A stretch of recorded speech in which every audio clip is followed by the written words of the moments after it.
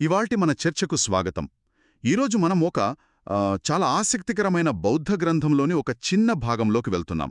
దాని పేరు పోసియ స్థవిర గాథ. ఇది పోసియా అనే ఒక బౌద్ధ భిక్షువు చెప్పిన ఒకే ఒక శ్లోకం చుట్టూ అల్లుకున్న కథ. అవును.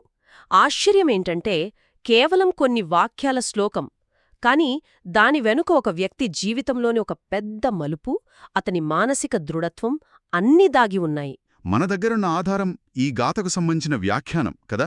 అవును. ఈ వ్యాఖ్యానం ద్వారానే మనకా కథ మొత్తం తెలుస్తుంది. ఒకసారి ఒక మార్గాన్నెంచుకున్న తర్వాత మన గతం మనల్ని వెనక్కి లాగినప్పుడు మనమెలా స్పందిస్తాం? ఈ కథ ఆ ప్రశ్నకు ఒక సమాధానం లాంటిది. సరే, అయితే ఆ కథలోకి వెళ్దాం. అసలు ఎవరు ఈ పోసియా? ఆయన నేపథ్యమేమిటి? ఆధారం ప్రకారం పోసియా శ్రావస్తి నగరంలోని ఒక అత్యంత ధనవంతుడైన శ్రేష్ఠి కుమారుడు. శ్రేష్ఠి అంటే? ఆ కాలంలో ఒక పెద్ద వ్యాపారవేత్త లేదా బ్యాంకర్ లాంటివాడన్మాట. ఆయన పేరు పోసియా. కొందరు పోషించబడవలసినవాడు అనే అర్థం కూడా చెబుతారు, కాని చాలా వరకు అది ఆయన అసలు పేరే. ఓ. ఆయనకు వివాహమై ఒక కుమారుడు కూడా ఉన్నాడు. అంటే లౌకిక జీవితంలో ఆయనకు ఏ లోటూ లేదు. అంటే అన్నీ ఉన్నా ఏదో వెలితి అనమాట. ఎంతో ఐశ్వర్యం, మంచి కుటుంబం ఉన్నా కూడా ఎందుకు ఆయన అన్నిట్నీ వదిలేయాలననుకున్నారు? అదే అసలైన అంతర్మథనం. బయటకు అన్ని ఉన్నట్టు కనిపిస్తున్నా లోపల ఆయనకు ఏదో అశాంతి. ఈ సంసార బంధాలు, ఈ సుఖాలు ఇవేవీ శాశ్వతం కాదు అనే ఒక వైరాగ్య భావన ఆయనలో నెమ్మదిగా పెరిగింది. చివరికి ఒకరోజు భార్యాబిడ్డలను, ఆ అంతులేని ఐశ్వర్యాన్ని వదిలేసి అరణ్యాలకు వెళ్ళిపోయి భిక్షువుగా మారారు. ఆ తర్వాత అక్కడ చాలా తీవ్రమైన సాధన చేసి అర్హంత స్థాయిని చేరుకున్నారు. అర్హంత అంటే? దాని కొంచెం వివరిస్తారా? తప్పకుండా. బౌద్ధంలో అర్హంత అంటే జ్ఞానోదయంలో అత్యున్నత దశను చేరుకున్న వ్యక్తి. వాళ్లు రాగద్వేషాలను, అన్ని రకాల మానసిక మాలిన్యాలను పూర్తిగా జయించినవాళ్లు. ఓ, అంటే వారికిక పునర్జన్మ ఉండదు. వారు నిర్వాణాన్ని పొందుతారు. బుద్ధుని తర్వాత ఆ స్థాయిని చేరినవారిని అర్హంత అంటారు. అర్థమైంది. అంటే పోసియా ఇప్పుడు సాధారణ వ్యక్తి కాదు, ఒక మహనీయుడు. ఇక్కడే కథలో అసలైన మలుపొస్తుంది కదా. అవును. అర్హంతగా మారిన చాలా కాలం తర్వాత ఒకసారి బుద్ధుని దర్శనం కోసం ఆయన శ్రావస్తి నగరానికి తిరిగొచ్చారు. తను పుట్టి పెరిగిన ఊరికే? అవును. ఆ సందర్భంలో తన పూర్వపు ఇంటికి కూడా భిక్షాటన కోసం వెళ్లారు. ఇక్కడ మనం గమనించాల్సింది, ఆయన ఇప్పుడు సాధారణ పోసియా కాదు, అర్హంత స్థాయికి చేరిన స్థవిరుడు. స్థవిర అంటే సంఘంలో ఎంతో గౌరవనీయుడైన, అనుభవజ్ఞుడైన ఒక పెద్ద భిక్షువు. మరి ఆయన తన పాతింటికి వెళ్ళినప్పుడు ఏం జరిగింది? వాళ్ళు గుర్తుపట్టారా? ఆయన పూర్వపు భార్య గుర్తుపట్టింది. ఓ. ఆమెకు పాత ప్రేమ ఇంకా పోలేదు. ఆయనను చూడగానే మళ్లీ సంసార జీవితంలోకి లాగాలని, ప్రలోభపెట్టాలని ప్రయత్నించింది. అంటే పాత జ్ఞాపకాలను గుర్తుచేస్తూ? అవును. ఆయనలో భావోద్వేగాలను రెచ్చగొట్టాలని చూసింది. బహుశా ఆమె కోణంలో అది ప్రేమే కావచ్చు, కాని ఆయన ఎంచుకున్న మార్గానికి అది ఒక పెద్ద అడ్డంకి, ఒక పరీక్ష. కాని ఆయన స్పందన చాలా కఠినంగా, దాదాపు నిర్దయుడిగా అనిపించటం లేదా? కనీసం ఒక్క మాట చెప్పకుండా, ఆమెకు సమాధానం ఇవ్వకుండా వెంటనే వెళ్ళిపోవడమేమిటి? ఇది చాలా మంచి ప్రశ్న. పైకి చూస్తే అది కఠినంగానే అనిపిస్తుంది, నిజమే. కాని లోతుగా ఆలోచిస్తే అందులో ఒక రకమైన జ్ఞానంతో కూడిన కరుణ ఉంది. జ్ఞానంతో కూడిన కరుణ? అవును. ఆయనక్కడ ఒక్క క్షణం ఆగినా, ఒక్క మాట మాట్లాడినా అది ఆమెలో లేనిపోని ఆశను రేకెట్టించవచ్చు. అది ఆమెకు మరిన్ని ఏళ్లు దుఃఖాన్ని మిగిలుస్తుంది. తన మార్గం స్పష్టమైనప్పుడు అక్కడ నిలబడి వాదించడం వల్ల ప్రయోజనం లేదని ఆయన గ్రహించారు. నిజమే. అందుకే ఆ ప్రలోభాన్ని గుర్తించిన వెంటనే ఎలాంటి సంశయం లేకుండా, ఒక్క మాట కూడా మాట్లాడకుండా అక్కడ్నించి బయటకొచ్చేశారు. ఇది తన పట్ల, ఆమె పట్ల కూడా ఆయన చూపిన కరుణ. మీరు చెప్పిన కోణం ఆసక్తికరంగా ఉంది. అంటే కొన్నిసార్లు మౌనంగా దూరం జరగడమే గొప్ప కరుణవుతుందన్నమాట. ఈ సంఘటన తరువాతే ఆయన ప్రసిద్ధ గాథను పలికారు. అవును. తన అనుభవాన్ని, తను నేర్చుకున్న పాఠాన్ని ఆ శ్లోకంలో పొందుపరిచారు. ఆ గాథను ఒకసారి చూద్దామా? తప్పకుండా. పాలి భాషలో ఆ గాథ ఇలా ఉంది.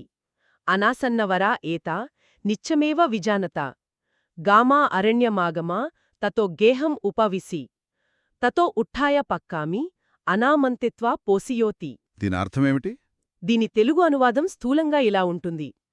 ఇలాంటి విషయాలను ఎల్లప్పుడూ తెలుసుకున్నవాడికి వీటికి దూరంగా ఉండటమే ఉత్తమం. గ్రామం నుండి అరణ్యానికి వచ్చి అక్కడి నుండి ఇంట్లోకి ప్రవేశించి ఆపై లేచి వెళ్ళిపోయాడు. ఎవ్వరినీ అడగకుండానే పోసియా వెళ్ళిపోయాడు. ఇది వినడానికి చాలా సాధారణంగా ఉంది, కాని ఇందులో చాలా లోతైన సంకేతాలున్నట్లున్నాయి. మొదటి వాక్యం తెలుసుకున్నవాడికి అంటే కేవలం పుస్తక జ్ఞానం కాదు కదా. కాదు కాదు ఇది అనుభవపూర్వకమైన జ్ఞానం.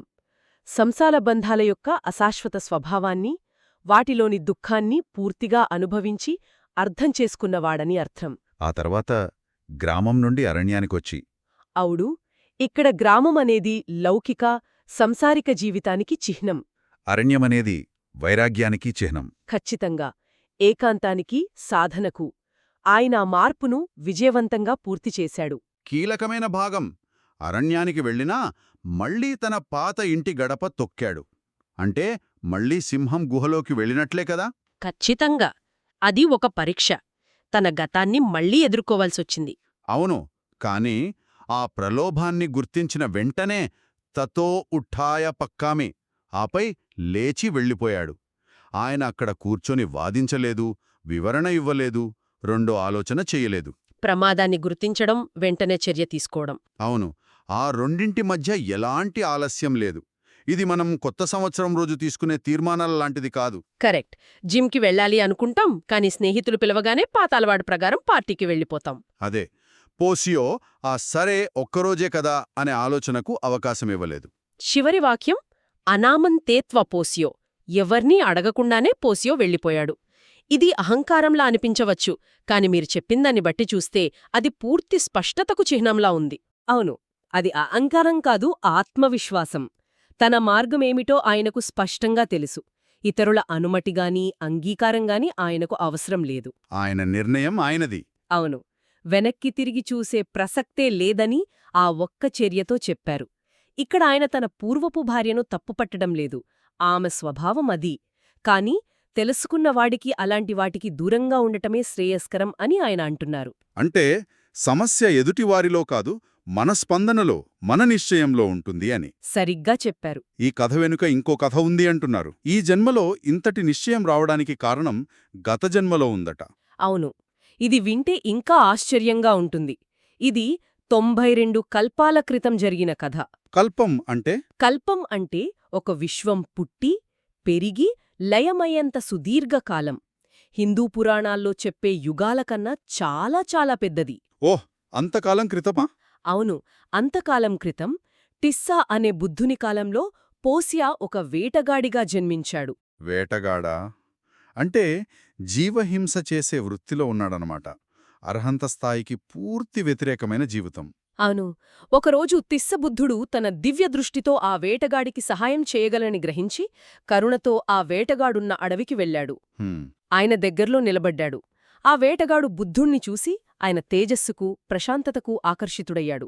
వెంటనే తన దగ్గరున్న గడ్డితో ఒక మంచి ఆసనాన్ని ఏర్పాటుచేసి అడవి పూలతో పూజించి భక్తితో నమస్కరించాడు.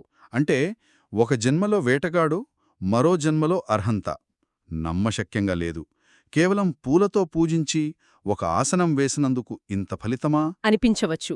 కాని బౌద్ధంలో కర్మ సిద్ధాంతం ప్రకారం కర్మఫలమనేది కేవలం మనం చేసే పనిమీద ఆధారపడి ఉండదు, దాని వెనుకున్న చేతన అంటే సంకల్పం మీద ఆధారపడి ఉంటుంది. ఓ, ఇంటెన్షన్. అవును, ఇంటెన్షన్.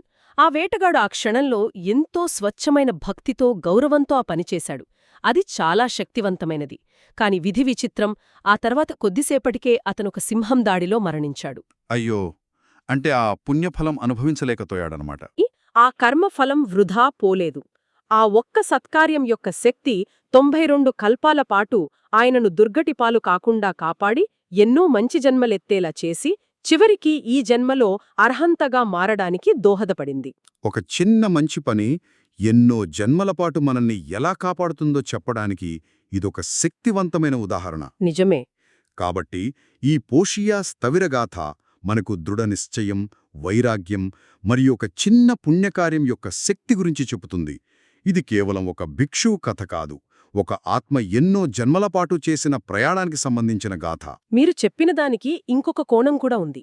ఇది కేవలం ప్రలోభాల నుండి పారిపోవడం గురించిన కథ కాదు. ఇది మన గతాన్ని ఎదుర్కోవటం, కాని దానికి బందీ కాకుండా ఉండటం గురించి. గతాన్ని ఎదుర్కోవడం.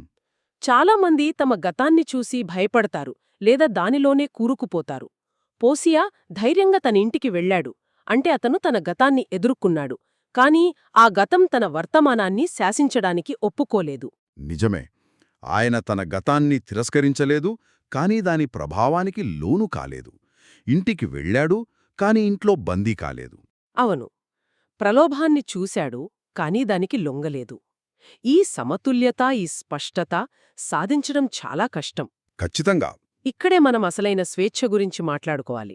అసలైన స్వేచ్ఛ అంటే ప్రలోభాలు లేని చోట ఉండటం కాదు. మన చుట్టూ ప్రలోభాలు ఉన్నా వాటికతీతంగా మనల్ని మనం నిలుపుకోగలగడం. ఆ క్షణంలోనే బయటకు రావడమనేది ఆ స్వేచ్ఛకు నిదర్శనం. అవును, జ్ఞానమనేది చర్యగా మారినప్పుడు మాత్రమే దానికి సార్థకత ఉంటుంది. పోసియా జ్ఞానం ఆ క్షణంలో చర్యగా మారింది. ఇది మన రోజువారీ జీవితాలకు కూడా వర్తిస్తుంది. మనం కూడా ఎన్నోసార్లు మంచి నిర్ణయాలు తీసుకుంటాం. ఒక చెడు అలవాటు మానేయాలనో, కొత్తగా ఏదైనా సాధించాలనో అనుకుంటాం. కానీ పాత స్నేహితులు, పాత పరిస్థితులు ఎదురైనప్పుడు మన నిశ్చయం నీరుగారిపోతుంది. ఒక్కసారికి ఏమవుతుందిలే అని సరిది చెప్పుకుంటాం. అవును, ఆ ఒక్కసారి అనే ఆలోచనే అన్నింటికన్నా ప్రమాదకరమైనది. పోర్సియాలాగా ఎవర్నీ అడగకుండానే మన మార్గంలో మనం ముందుకు వెళ్ళగలమా అనేది అసలైన పరీక్ష. మన ఎదుగుదలకు ఏది ఆటంకమో గుర్తించినప్పుడు దాని గురించి వాదిస్తూ కూర్చోవడం కన్నా మౌనంగా దాని నుండి బయటకు రావడం ఎంతో మేలు. కరెక్ట్. ఈ విశ్లేషణ మనకొక లోతైన ప్రశ్నను మిగులుస్తుంది. మన జీవితంలో పాత అలవాట్లు, పాత సంబంధాలు మనల్ని వెనక్కి లాగినప్పుడు మనం వాటితో వాదిస్తూ, సర్ది చెప్పుకుంటూ అక్కడే ఉండిపోతున్నామా? లేదా పోర్సియాలాగా ఇది మన ఎదుగుదలకు ఆటంకం అని గ్రహించిన వెంటనే ఎలాంటి సంకోచం లేకుండా, ఎవరి అనుమతి కోసం ఎదురుచూడకుండా ఆ పరిస్థితి నుండి మనం బయటకు రాగలుగుతున్నామా?